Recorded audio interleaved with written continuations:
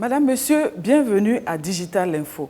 C'est un plaisir de vous retrouver sur ce magazine consacré à la découverte des technologies, de l'innovation et de la transformation numérique au Burkina. À ce numéro, nous allons nous employer à vous faire mieux connaître le concept zéro papier, une démarche conçue pour faciliter la gestion des procédures administratives.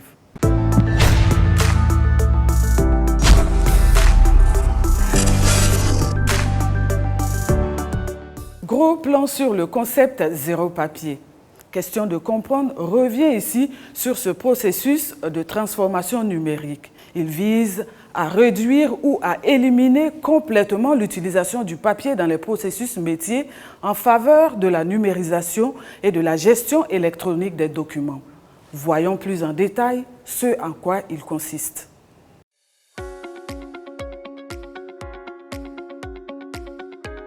Initiative zéro papier dans l'administration publique au Burkina Faso.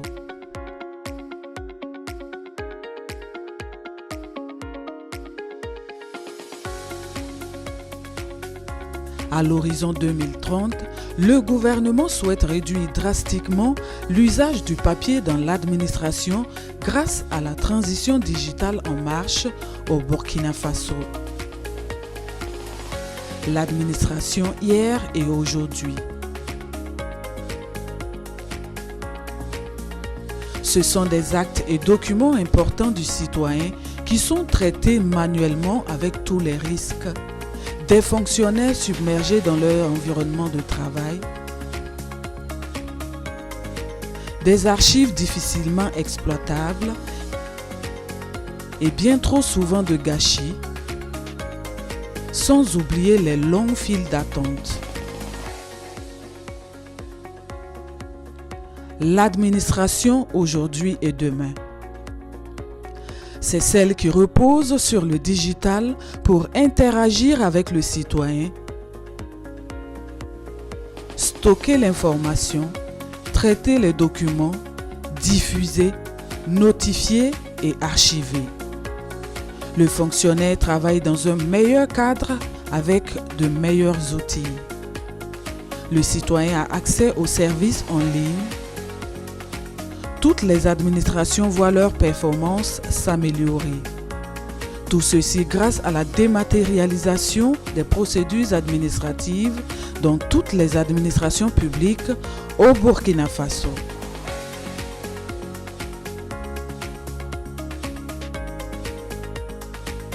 Le gouvernement donne l'exemple avec le e-Conseil des ministres. À gauche, nous observons une pléthore de papiers, donc une gestion difficile des archives, amendements et une déficience.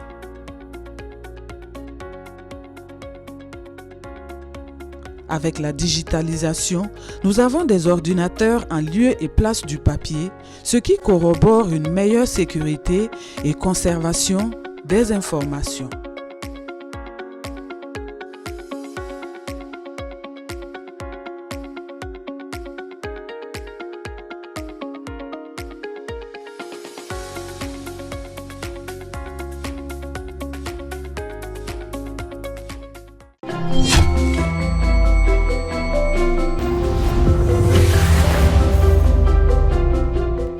Qui dit dématérialisation dit zéro papier. De nouvelles fonctionnalités ont vu le jour grâce à ce processus. Mais où en est-on aujourd'hui avec cette transition vers le zéro papier au sein de l'administration publique? Nous le saurons tout de suite avec l'invité du jour. La rubrique invité du jour de ce 10e numéro de Digital Info déroule le tapis rouge au secrétariat permanent de la modernisation de l'administration et de la bonne gouvernance. Et pour ce faire, nous recevons M. Ablassé Ouedraogo, chef de département du développement de l'administration électronique. Bonjour et bienvenue. Bonjour à vous. Avant d'entrer dans le vif du sujet, regardons ce reportage. La dématérialisation s'impose aujourd'hui comme l'un des piliers majeurs de la modernisation de l'administration publique burkinabé. À travers la plateforme e-Conseil des ministres, C'est toute une dynamique de transformation numérique qui s'opère au cœur de l'appareil d'État. Le digital améliore toujours les conditions de travail. Ça offre en tout cas un niveau de confidentialité très élevé. Par exemple, si moi je vais sur la plateforme tout de suite, je télécharge un rapport en conseil des ministres d'un ministère donné, mon nom s'affiche sur les pages.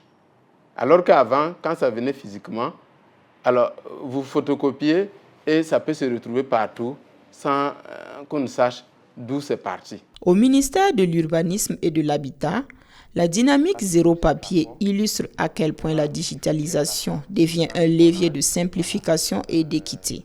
Je peux dire que ce processus a apporté déjà une visibilité pour le ministère. Ensuite, justement, nous avons eu des gains de productivité, alors la réduction des coûts, voilà, et aussi un impact écologique. Voilà, vous savez, le papier aussi, si on arrive à réduire au maximum l'utilisation du papier, voilà, c'est déjà bien pour l'écologie. Et aussi pour la sécurité des données, voilà, qui seront stockées. Grâce à la plateforme e-Conseil, l'ensemble du processus, de la programmation de l'ordre du jour à l'étude des dossiers avec les experts, se fait désormais sans aucun recours au papier. D'abord, pour la phase programmation, une fois que les sectoriels ont transmis les dossiers au SGG pour programmation à une des sessions du Conseil, les chargés de mission et le directeur de cabinet, on se retrouve à une séance de travail pour d'abord filtrer les dossiers. Le filtrage consiste à quoi? Savoir d'abord si le dossier, c'est un dossier qui est mûr pour être programmé en conseil.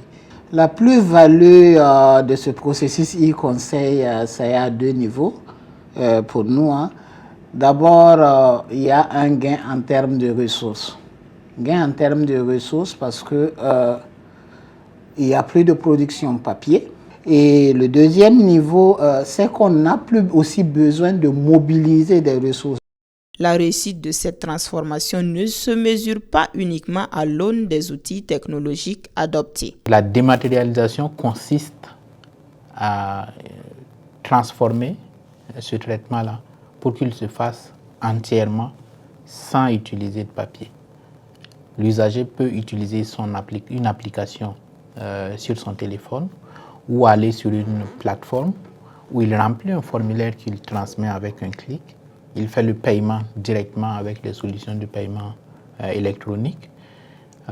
Au niveau de l'administration publique, ils reçoivent le dossier, ils le traitent entièrement en ligne et à la fin, le résultat qui est généré est renvoyé automatiquement à l'usager, voilà, à travers son téléphone ou bien soit par WhatsApp ou bien dans son adresse mail pour qu'il puisse en fait utiliser ce résultat-là. La plateforme e-Conseil des ministres est pilotée par l'Agence nationale de promotion d'éthique ANPETIC. Dans sa globalité, il faut dire que le e-Conseil des ministres permet à chaque ministère de pouvoir en fait soumettre leur dossier en Conseil des ministres par voie électronique au secrétariat général du gouvernement et du Conseil des ministres. La plateforme permet également au secrétariat général du gouvernement et du Conseil des ministres de faire tous les traitements qu'il faut à leur niveau et jusqu'à la programmation d'une session de Conseil des ministres.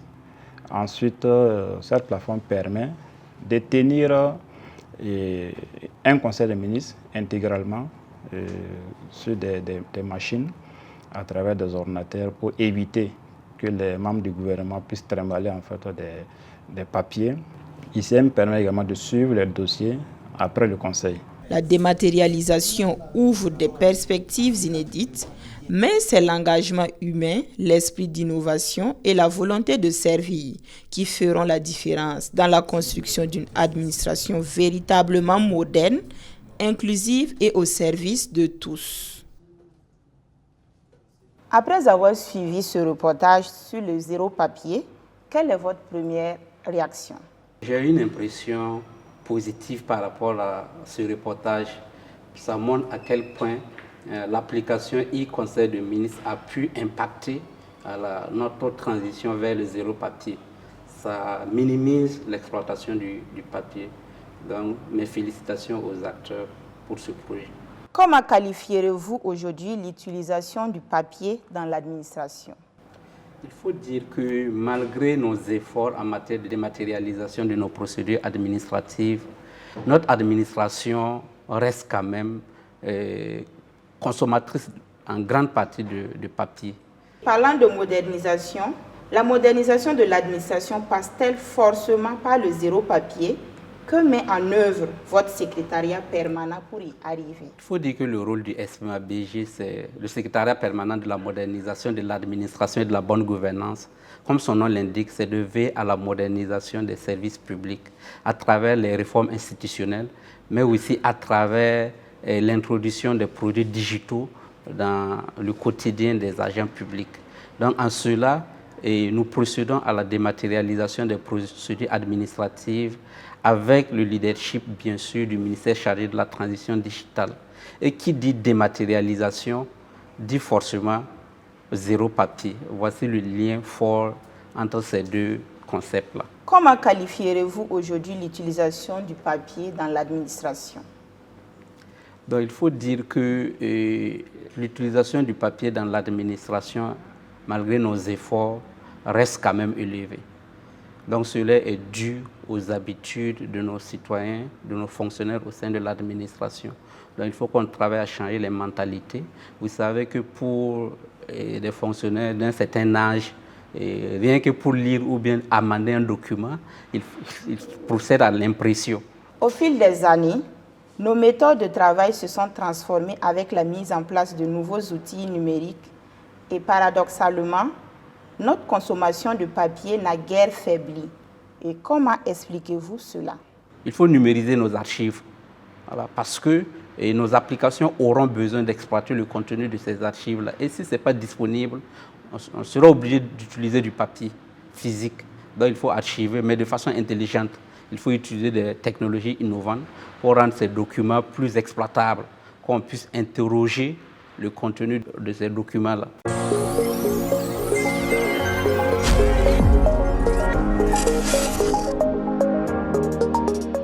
Le projet e-Conseil des ministres a longtemps été annoncé et octobre 2023 marque un tournant décisif dans sa mise en œuvre. De nombreux défis ont été relevés et le modèle choisi permet aujourd'hui une meilleure préparation des rencontres hebdomadaires, un gain en temps, en efficacité, en confidentialité, tout en réduisant la consommation du papier.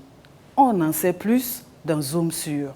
Madame la ministre, pourriez-vous nous présenter la vision qui a guidé la mise en place du e-Conseil des ministres et les étapes clés de sa concrétisation depuis son lancement?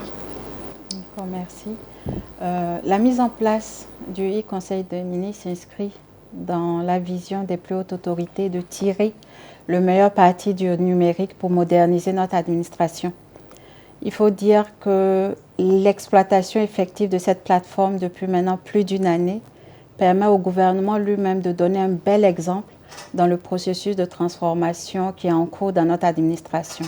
La plateforme e-Conseil des ministres a été pensée depuis 2012 avec pour objectif de pouvoir dématérialiser la préparation et la tenue des conseils de ministres et de pouvoir également suivre les décisions qui sont prises lors des sessions. Le but principal est resté le même au cours de toutes ces années-là, c'est de pouvoir renforcer l'efficacité de l'action gouvernementale, pouvoir également réduire drastiquement l'usage du papier, garantir la confidentialité des données et améliorer la communication au sein du gouvernement. En mars 2014 déjà, on déployait une première version de ce e-Conseil des ministres développé par un privé national. Entre 1999 et 2022, nous avons à différentes reprises déployé une seconde version de cette plateforme. Ce n'est qu'en 2023 que le changement décisif s'est opéré avec une volonté ferme des autorités de la transition d'aller vers une modernisation du processus et également une approche endogène que nous avons adoptée afin de repenser la gouvernance même de mise en œuvre de ce projet-là. Nous avons donc décidé d'aller vers une solution légère qui soit portée par les équipes techniques de l'administration avec l'accompagnement d'un privé. Le 18 octobre 2023, c'est la date de démarrage de l'exploitation effective de la plateforme e-Conseil des ministres, qui est depuis lors la plateforme qui nous permet de gérer les conseils des ministres. C'est une date, on va dire, qui marque un tournant décisif dans cette marche de notre administration vers une administration plus moderne et électronique. Ce processus, ou disons le succès de ce processus, nous a renforcés dans notre conviction quant au modèle choisi, c'est-à-dire co-construire nos plateformes avec le privé, mais s'assurer que l'administration garde toute la souveraineté, toute la maîtrise de la plateforme pour une exploitation effective et pérenne.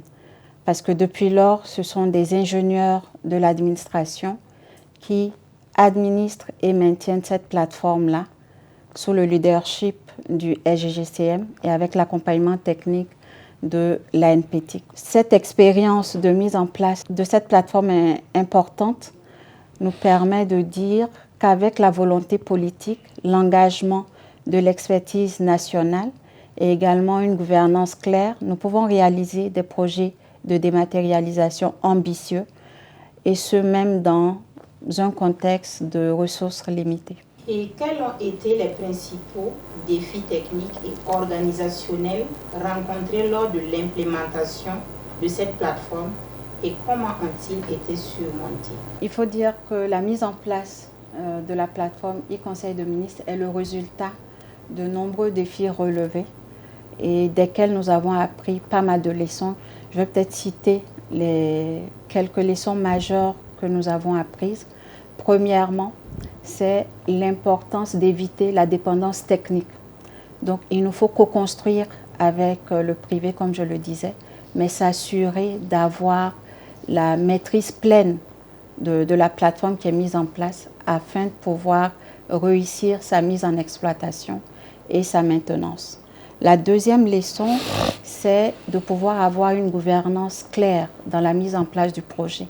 Dans le cas du Conseil des ministres, on n'avait pas ce schéma de rôle et de responsabilité clair. Ce que nous avons fait, c'est de pouvoir justement mettre en place cette gouvernance-là en identifiant le SGGCM comme le porteur métier exclusif, en identifiant l'ANPTIC comme l'opérateur technique qui accompagne à la mise en place de la plateforme sous la supervision stratégique du ministère en charge de la transition digitale. La troisième leçon que j'aimerais souligner ici, c'est le haut portage. Nous avons eu la chance d'avoir l'appui de son Excellence le capitaine Ibrahim Traoré lui-même, qui a donné des orientations fermes pour la mise en place de cette plateforme. Et en son temps, l'actuel ministre en charge de l'éducation était le SGGCM. Et avec lui, nous avons formé un binôme engagé pour la réussite de ce projet. Quand nous sommes arrivés au secrétariat général du gouvernement, c'était de demander de nous faire la situation des dossiers qui sont passés en Conseil des ministres. Nous avons été surpris désagréablement de savoir qu'il n'y a pas de base de données qui puisse nous sortir donc ces statistiques. Deuxième observation ou deuxième motivation, c'était le volume du travail et la pression du travail gouvernemental pour organiser les conseils des ministres. Vous savez, quand nous sommes arrivés au MOU, c'était donc le papier. Pour chaque dossier, on avait besoin de 70 copies que les ministères donc devraient reproduire, envoyer. Et le mercredi après le conseil, dès que je revenais au bureau, déjà le service chargé donc de la programmation donc de l'ordre du jour du conseil était déjà à mon secrétariat, ils attendaient. Il fallait qu'on regarde déjà les dossiers qui vont être programmés. Et dès jeudi, il faut prendre les 70 copies, appeler là où ça ne vaut pas pour compléter. Il faut déjà commencer à les dispatcher. Il faut chercher les chemises à sangle. Il faut réunir dans chaque chemise à sangle chaque dossier dans une sous-chemise. Donc depuis jeudi, il faut commencer déjà ce travail de fond Alors vendredi, il fallait terminer pour que les dossiers soient renvoyés dans les ministères, parce qu'il fallait que les directeurs donc, de cabinet puissent donc, distribuer et dispatcher donc, ces dossiers pour les conseillers techniques et les chargés de mission pour naturellement donc, commencer l'étude. Parfois jusqu'à vendredi 17h, 19h, on est toujours calé pour savoir est-ce que tous les dossiers sont partis ou c'est pas parti. Et j'ai des collègues qui m'appellent « Ah, LGG, nous n'avons pas encore reçu le dossier du conseil donc, de mercredi. Est-ce qu'il y a conseil ou il n'y a pas conseil ?» Donc vraiment, c'était extrêmement lourd comme travail à gérer. Et la troisième motivation qu'il faut dire, c'est la vision éclairée du chef de l'État. Quand nous sommes arrivés, mon collègue, Madame la ministre en charge de la transition digitale et moi-même, régulièrement le chef de l'État nous mettait la pression, où on en est avec ça. Donc ça, c'est une troisième motivation pour nous, véritablement, d'aller vers cette dématérialisation. Et c'était un défi énorme. Nous avons les dossiers qui nous parviennent en version électronique. Nous les chargeons sur la plateforme e-conseil, après avoir vérifié que le dossier est complet. Et en un clic, tous les ministres ont accès aux différents dossiers inscrits à l'ordre du jour du Conseil des ministres. Ça facilite la délibération, bien sûr, parce que, vous voyez, quand ce sont des dossiers physiques, je prends juste un dossier est constitué du rapport en Conseil des ministres, des comptes rendus des réunions, du projet de décret, par exemple, de loi et de beaucoup d'autres d'éléments comme ça. Donc, pour pouvoir analyser, il faut partir d'un document à un autre. Vous imaginez, ce sont des dossiers physiques. Il faut prendre ça, la feuilleter, déposer, repartir prendre tel autre dossier, feuilleter. Alors qu'en version électronique, il a tous les éléments du dossier qu'il peut parcourir d'un dossier à un autre. Ça permet de mieux appréhender le dossier et de donner une décision éclairée. Donc, à coup sûr, le e-conseil permet une qualité dans les délibérations, mais aussi l'efficacité dans le travail gouvernemental, parce que vous imaginez un ordre du jour constitué de 10 dossiers, par exemple. Chaque dossier a 10 éléments. Donc vous allez voir poser sur la table du ministre en conseil des ministres une centaine de dossiers physiques. Même s'il dépose certains dossiers sous la table, ce n'est pas facile de travailler dans ces conditions-là. Alors qu'avec sa tablette, avec son ordinateur, il a tous les dossiers. Et lorsque une question est abordée, en un clic, il peut aller à la partie et ça permet d'accélérer le processus d'analyse et de délibération en Conseil des ministres. J'aimerais mentionner une autre leçon qui est l'une des plus importantes dans tout processus de dématérialisation, c'est de mettre les utilisateurs au cœur du processus. Être attentif à leurs besoins, les former pour qu'ils puissent justement réussir le changement et exploiter efficacement le nouveau dispositif qui est mis en place. Une préoccupation qui revenait de façon récurrente, c'était la sécurité des données lorsque nous allions basculer sur la plateforme. Nous avons donc pu démontrer aux usagers qu'avec les mesures qui allaient être mises en œuvre et les mécanismes que nous allions utiliser, la plateforme allait offrir plus de sécurité que le système manuel.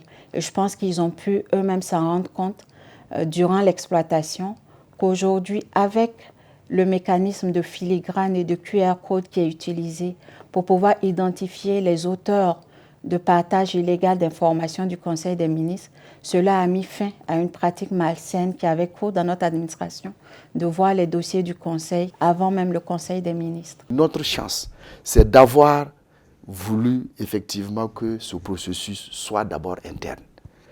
Les informaticiens maison des deux ministères se sont réunis et nous leur avons dit voilà ce que nous voulons. Aujourd'hui, c'est un acquis extraordinaire. Aucun ministre aujourd'hui n'aimerait retourner donc au processus papier parce que nous-mêmes, ça nous facilite tellement la vie. De mon point de vue, c'est d'abord l'internalisation du processus par nos informaticiens maison. La facilité de prendre en compte les aménagements en son temps, les propositions de correction en son temps, qui ont permis naturellement de prendre en compte les besoins des collègues et ainsi de suite, le processus a pris. Vous savez que les dossiers, quand ça vient en version électronique, c'est scanné. Des fois, quand le scannage n'est pas de bonne qualité, ça veut dire qu'il y a des dossiers qui ne seront pas exploitables. Donc c'est d'inviter les différents ministères à s'assurer de la bonne qualité des dossiers qui sont scannés pour pour faciliter la tâche dans l'exploitation. Et également faire parvenir les dossiers à temps, parce que c'est de ça aussi que dépend l'arrêt rapide de l'ordre du jour pour le Conseil des ministres. Notre feuille de route pour pouvoir mettre en œuvre cette initiative et la réussir s'articule autour de plusieurs chantiers structurants. Je vais juste en citer quelques-uns. Premièrement, c'est la poursuite de l'accélération de la dématérialisation des procédures au sein de l'administration, comme vous le savez depuis maintenant près de 2 ans.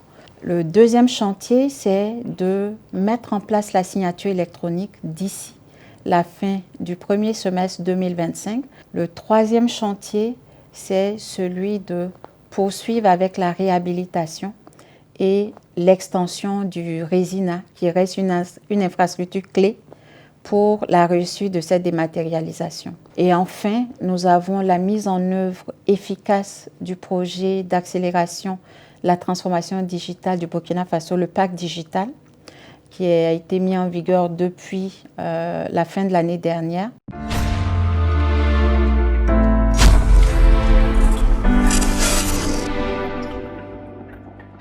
Dans l'univers du numérique, il est toujours recommandé de naviguer en ligne avec précaution et discernement, chaque clic pouvant potentiellement mener à une supercherie, c'est-à-dire un faux lien. Comment détecter un lien qui semble légitime, mais qui redirige en fait vers un site malicieux ou malveillant? Réponse. Comment identifier un faux lien? On a toujours dit de faire très attention sur les liens que vous cliquez. Mais les gens se posent la question, comment savoir que le lien, c'est un lien piégé? Il faut savoir que le lien qu'on vous envoie toujours est accompagné d'un message, d'un mail ou d'un message qui vous incite à mener une action. Alors, supposez qu'on vous envoie un mail où le lien est composé, c'est-à-dire https://monentreprise.com/connexion. Il faut savoir que un lien normal est toujours composé de 2 parties. Vous avez la première partie HTTPS là, qui est le protocole de communication sécurisé. Et après, vous avez monentreprise.com. Monentreprise.com, c'est le nom du domaine, c'est-à-dire le nom du site web. Avant le slash, vous avez le nom du domaine. D'accord? Voilà un exemple. Vous avez 3 liens ici. À supposer que le premier lien, c'est pour aller sur le site Google. C'est un bon lien parce que google.com se trouve avant le premier slash. Le deuxième lien, c'est un lien qui vous dirige sur monentreprise.com, sur un site web, monentreprise.com. C'est un bon lien parce que monentreprise.com se trouve avant le premier slash. OK? Et malgré que le protocole n'a pas le S, ça veut dire simplement que la communication entre votre navigateur et ce site web n'est pas chiffrée. C'est tout. Mais le lien, c'est un bon lien. Le troisième lien veut dire que ce lien n'est pas le bon lien. Ça veut dire que le lien est piégé. Si vous remarquez, site phishing.com avant le premier slash n'est pas le site web, ce n'est pas le site web monentreprise.com. Parce que monentreprise.com se trouve après le premier slash. Donc, on retient qu'on doit considérer le premier nom de domaine qui se trouve avant le premier slash. C'est ça qui indique où vous allez vous diriger si vous cliquez sur ce lien. Madame, Monsieur, Digital Info s'arrête là pour aujourd'hui. Rendez-vous est pris très bientôt pour de nouvelles informations sur l'évolution de l'univers du numérique au Burkina. En attendant, nous vous souhaitons de passer de très bons moments en compagnie des programmes de la télévision du Burkina.